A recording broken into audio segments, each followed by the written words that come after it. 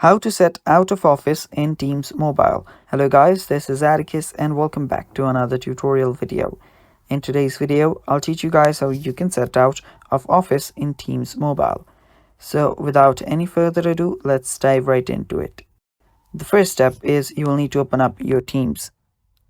Make sure that you're logged in into your account.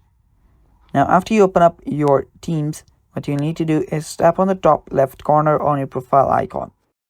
After you tap on it, you will see two options on the top, that is offline and set status message.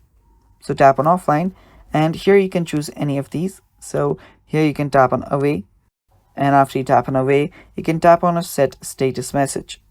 After you do that, simply type in here, I am out of the office, and after you do this, you can simply choose clean after as well, and you can choose timing, you can choose the custom.